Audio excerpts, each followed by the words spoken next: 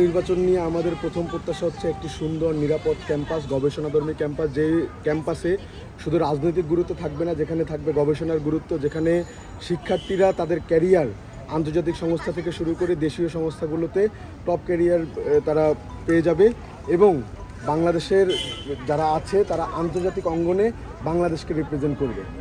এটাই হচ্ছে আমাদের প্রত্যাশা। আসলে বিজয় হলে আমি যেটি করব সেটি হচ্ছে একটি সুন্দর ঢাকা বিশ্ববিদ্যালয়, নিরাপদ ঢাকা বিশ্ববিদ্যালয়, যেখানে একজন পুরুষ শিক্ষার্থী যতটুকু হিস্সা থাকবে, একজন নারী শিক্ষার্থী ততটুকু হিস্সা থাকবে।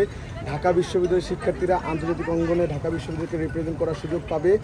ঢাকা বিশ্ববিদ্যালয়ে যে প্রত্যেকটি হলে হলে যে আবাসন সংকট রয়েছে সেটি নিরসন করা হবে এবং ঢাকা বিশ্ববিদ্যালয়ের যে খাবারের পুষ্টিমান থেকে শুরু করে ঢাকা বিশ্ব শিক্ষার্থীদের যে স্বাস্থ্যসেবা, সেই স্বাস্থ্যসেবা নিশ্চিত করা হবে এবং ঢাকা বিশ্ববিদ্যালয়ের যে রেজিস্ট্রার ভবন থেকে শুরু করে যতগুলো প্রশাসনের জটিলতা রয়েছে সেই জটিলতা নিরসন করা হবে এবং সর্বোপরি এমন একটি ঢাকা বিশ্ববিদ্যালয় হবে যে ঢাকা বিশ্ববিদ্যালয়ে যে কোনো যারা বাংলাদেশের পক্ষে মতাদর্শে রয়েছে তাদের বিভিন্ন মতাদর্শ থাকতে পারে, কিন্তু বাংলাদেশের পক্ষে যারা রয়েছে তারা রাজনীতি করতে পারবে এবং একটি সুন্দর বাংলাদেশ তারা গড়ে তুলতে কাজ করবে। যে দিয়েছে আলী হোসেন নামে, তাকে আমি একজন শিবিরের কর্মী হিসেবে চিহ্নিত করতে চাই। এখন দেখুন, আমরা বারবার কিন্তু বিশ্ববিদ্যালয় প্রশাসনের কাছে বলেছি, অপরাপর ছাত্র সংগঠনকে বলেছি যে আপনারা আপনাদের কমিটিকে ওপেন করুন, সেক্ষেত্রে কারা আপনাদের কর্মী, কারা আপনাদের নেতা, আপনারা কমিটি প্রকাশ না করুন, অ্যাটলিস্ট একটা তালিকা দিন যে এরা আপনার শিবিরের কর্মী।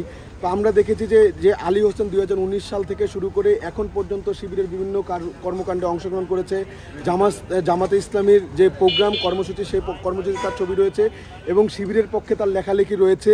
সর্বশেষ যে ঘটনাটি ঘটলো যে ফাহমিদার সাথে, সে রিড করেছে, আমরা তাকে হয়তো আইনিভাবে ঢাকা বিশ্ববিদ্যালয়ে তাকে মোকাবেলা করতো বা রাজনৈতিকভাবে মোকাবেলা করতো, কিন্তু গণধর্ষণের যে হুমকি, এটা আসলে ঢাকা বিশ্ববিদ্যালয়ে কোনো শিক্ষার্থী করতে পারে বলে মনে করি না। এটি একটি বিকৃত মানসিকতার লক্ষণ এবং অবশ্যই একটি ছাত্র সংগঠন যারা গুপ্তর ছাত্র সংগঠন হিসেবে ঢাকা বিশ্ববিদ্যালয়ে পরিচিত, তাদেরকে অবশ্যই জিজ্ঞাসাবাদের আওতায় আনা উচিত এটার কারণে। অপরাধও কিন্তু ছাত্রলীগের সাথে যুক্ত ছিল এবং সে যে ছাত্রলীগের সাথে যুক্ত ছিল, সে যে শিবিরের কর্মী বা নেতা, সেটা কিন্তু 5 আগস্ট না আসলে আসলে বোঝা যেত না। 5 আগস্ট আসার কারণেই কিন্তু আমরা তাকে পেয়েছি শিবিরের নেতা হিসেবে। যদি 5 আগস্ট না আসতো, গণ অভ্যুত্থান না হতো, তাহলে কিন্তু আমরা দেখতাম যে এস এম ফরাদ হয়তোবা অনুষদের ছাত্রলীগের নেতা ছিল, পরবর্তীতে আরও কোনো বড় পদে থাকতো ছাত্রলীগের। একটু বলবেন যে সে গতকালকের ঘটনায় আপনাদের নির্বাচনী প্রচারণা বা নির্বাচনে কোনো প্রভাব ফেলবে? আসলে কিছুটা প্রভাব তো ফেলবেই। শিক্ষার্থীদের মনে ধোঁয়াশা সৃষ্টি হয়েছিল, কিন্তু সকল ছাত্র সংগঠন এগিয়ে এসেছে এবং তারা কিন্তু ব্যর্থকণ্ঠে জানিয়েছে যে 9 সেপ্টেম্বর আমরা এই নির্বাচন চাই। বিশ্ববিদ্যালয় প্রশাসন যদি আমাদেরকে সহযোগিতা করে, অবশ্যই একটি সুন্দর, সুষ্ঠু, অবাধ, অংশগ্রহণমূলক নির্বাচন সম্ভব এবং শিক্ষার্থীরা অবাধ এবং নিরপেক্ষভাবে ভোটটা দিবেন এবং দেওয়ার মাধ্যমে আমরা একটা সুন্দর নির্বাচন পাব।